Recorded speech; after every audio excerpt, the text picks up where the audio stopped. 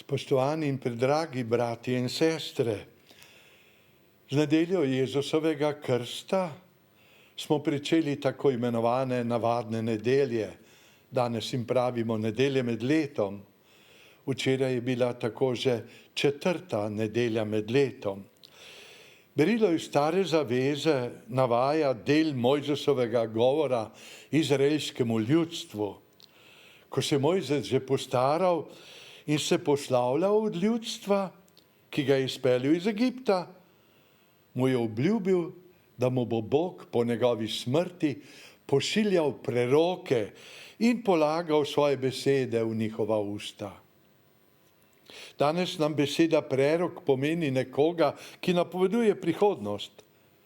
Glavna naloga izraelskih prerokov pa ni bila napovedovanje prihodnih reči, ampak odkrivanje Božjih načrtov, Božje volje, lahko rečemo, nad izvoljenim ljudstvom in nasploh nad človekom.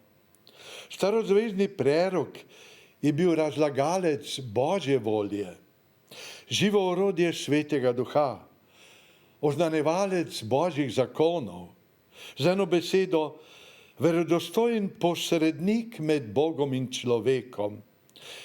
Izvoljenemu ljudstvu se je Bog razodeval predvsem po prerokih, po njih jih je klical k spreobrnenju in zvestobi. In kadar so grešili, jih je po prerokih svaril in opominjal. In kadar so delali dobro, jih je hvalil.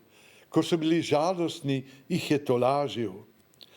Ko je preroška služba zaradi svojega vzvišenega poslanstva v Izraelu postala ugledna, so se vanjo vrinjali tudi taki, ki so si od nje obetali koristi. To so bili tako imenovani krivi ali lažni preroki, v katerih pogosto govorijo tudi pravi preroki.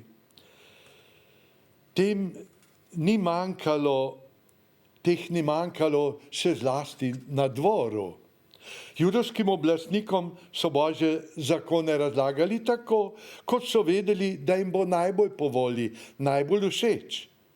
Zgodovina pozna veliko krivih prerokov. Nekateri pa se oglašajo še danes in Božjo postavo krojijo po svoje. Tudi v družbi je veliko krivih prerokov, ki nas hočejo učiti, pa govorijo, kdor samo malo prisluhne, laži in neresnico. Pravi preroki pa Božje besede nikoli ne oznanjajo le z usti, ampak zmerom potrjujejo svojim življenjem.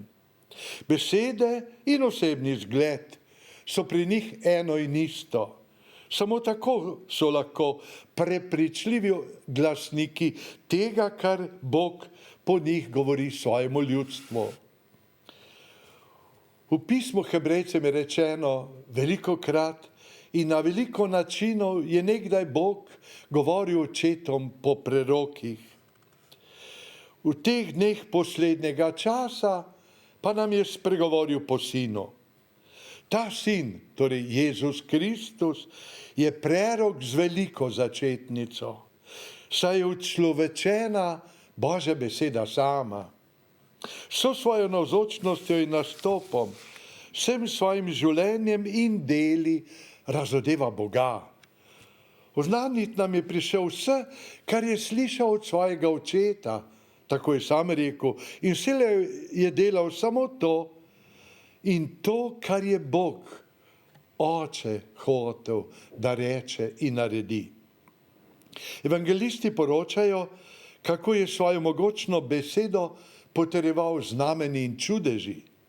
V njegovih čudežnih posegih je bila njegova skrb za človeka očitna. Človeku v stiski je bil vedno pripravljen pomagati, koliko bolnikov je ozdravil.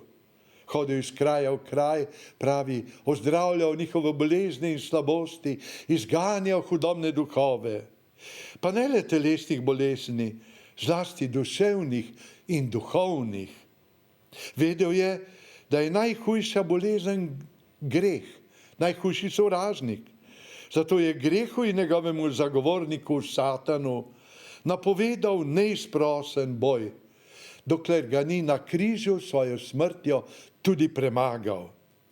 Ostro je obsojal vsakršno zlo in greh, nikoli pa ni obsojal grešnika.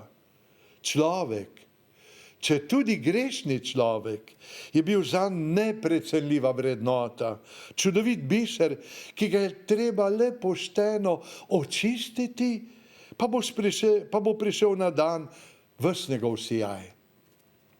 Zato se Jezus ni zmenil za očitke in spotikanja farizejev in pismovkov in se je upal družiti z grešniki. Odpiral jim je oči, jim trl spone, ki so jih oklepale v duši in jih tako notranje osvobajal.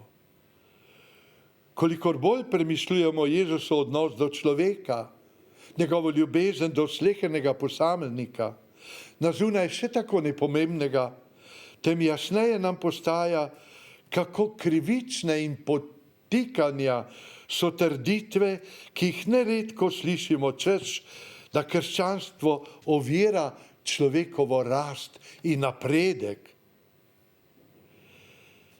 da zmanjšuje in hkrati jemlje njegovo svobodo in ga s tem utesnjuje. Jezus nas je osvobodil greha in večnega pogubljenja največjih človekovih sovražnikov. Dejstvo je torej ravno nasprotno. Nihče ni človeka tako povzdignil, kakor Jezus.